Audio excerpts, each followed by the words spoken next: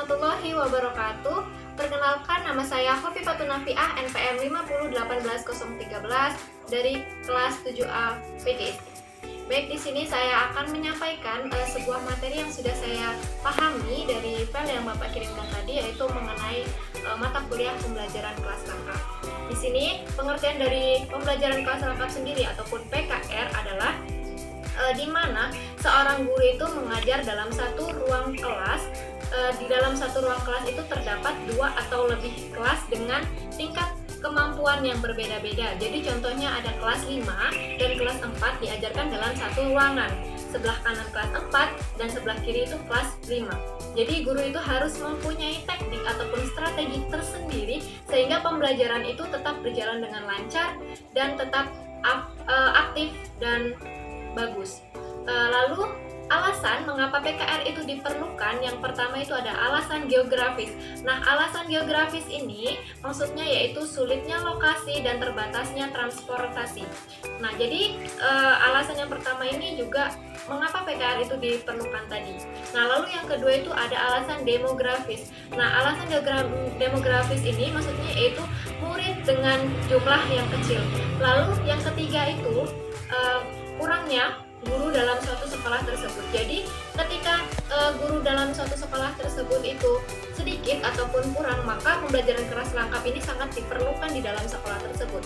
Lalu yang keempat itu terbatasnya ruang kelas. Nah, jadi terbatasnya ruang kelas itu bisa juga kita menggunakan PKR, pembelajaran kelas rangkap. Jadi kalau kelasnya kurang, maka bisa dalam satu kelas itu dalam satu ruang kelas itu terdapat 2 kelas sekaligus.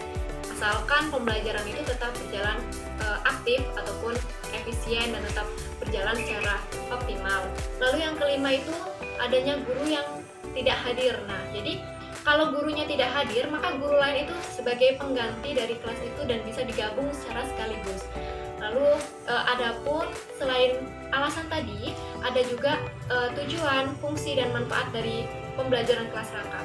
Yang pertama itu quantity dan equity. Maksudnya yaitu pembelajaran kelas rangkap ini memungkinkan kita untuk memenuhi asas quantity yaitu jumlah dan equity yaitu pemerataan.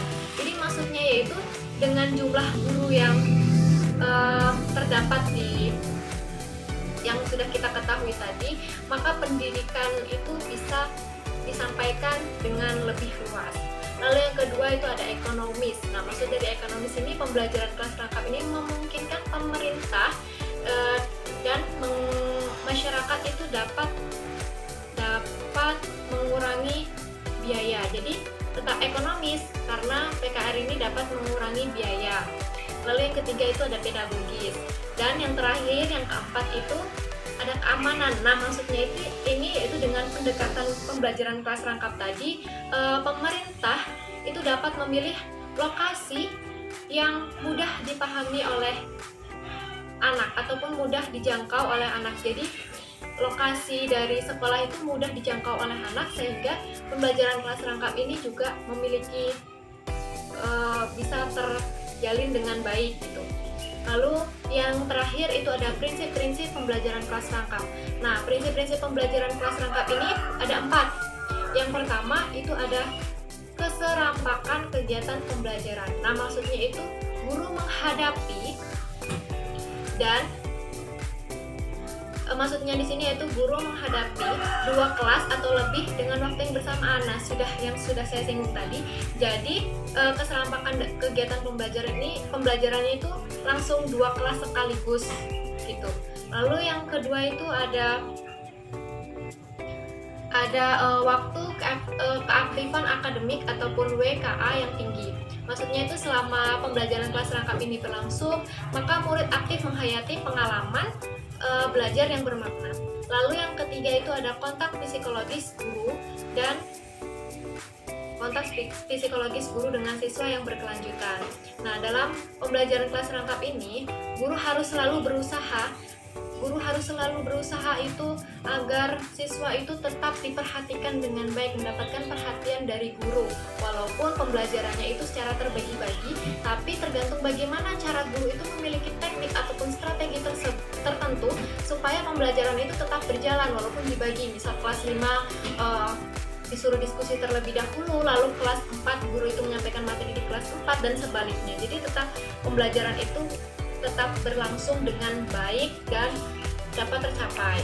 Lalu yang prinsip yang terakhir itu ada prinsip yang keempat, pemanfaatan sumber sarana efisien. Nah, maksudnya sumber di sini termasuk prasarana ataupun peralatan, sarana dan prasarana gitu ya. Jadi selain itu ada orang dan waktu.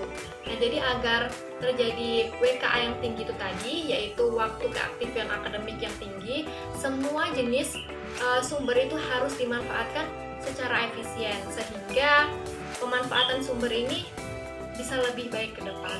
Oke, mungkin itu materi yang saya pahami dari pembelajaran kelas rangkap. Jadi intinya pembelajaran kelas rangkap itu adalah di mana dalam suatu kelas kita itu tuh mengajarkan 2 atau lebih kelas secara bersamaan. Jadi misal ada kelas 4, 5, ada kelas 3, jadi kita tuh harus tetap mengajarkan kelas itu dengan bagaimana teknik kita supaya tetap berjalan dengan baik dan pembelajaran itu berlangsung secara aktif dan efisien gitu.